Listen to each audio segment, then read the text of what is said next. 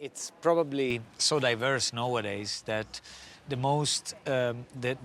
thing that keeps it together is the truly innovative character and of the technology, and the fact people can adopt it at their own advantage and the one of the society. So there is, like this Nash balance. To quote John Nash, the Nobel Prize, that once said, everyone in a group will do the best for himself and the group, and this creates a certain balance and motivation to grow. And I think Bitcoin realized that. Other attempts at re-implementation didn't, and in a way, it is an interesting society.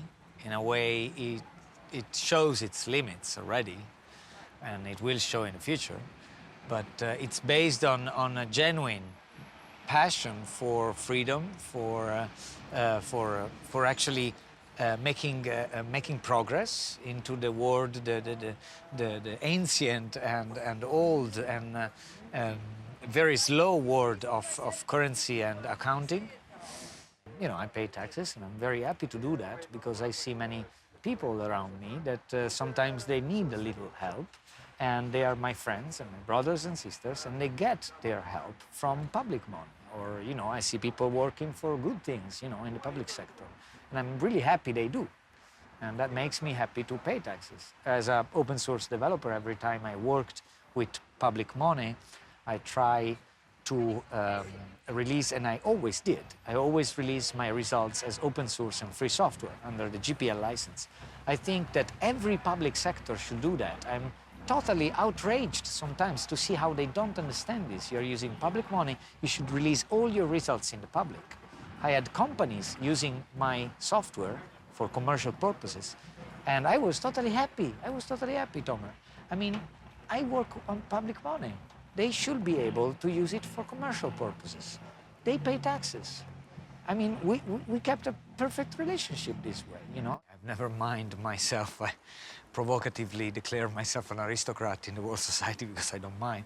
But basically, I think that the Maya veil of money, it's time to rip it apart. I quote Bernard Litter when he identifies a certain sequence in breaking taboos. Now, to make it so ceremonial, it's nice. I think it can be also useful to put it, as you say, just having a look at how people perceive really money. So there are different ways to perceive it, and they are polarizing more and more. There's people that find it extremely problematic, identifying it the very problems of our society.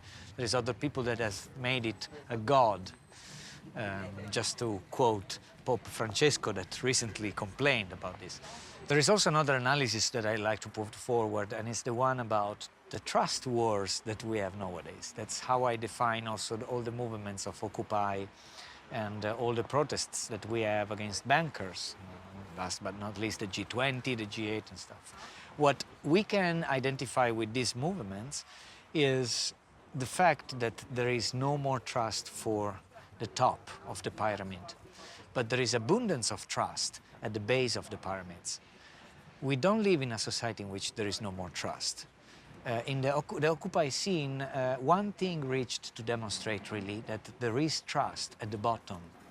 And I think that is an important aspect of Bitcoin, because Bitcoin at the end works on the abundance of trust that hackers have at the base for algorithms, and reaches to build value on top of that, and reaches to build a new network of trust. And ultimately, I think that many problems that we have in society nowadays are due by the fact that the networks of trust in place for governance are tainted. They've been tainted basically by the presence of several not exactly like social elements of power in there. I mean, let me explain better. I mean, we have an emergency of sociopathy on the top of this pyramid I'm mentioning. Like, the people are truly not empathizing with any social argument or any. I mean, they are living in another world, in a world of segregation, like gated communities. So basically, this tainted the networks of trust. Where do you start? You have to bootstrap something new.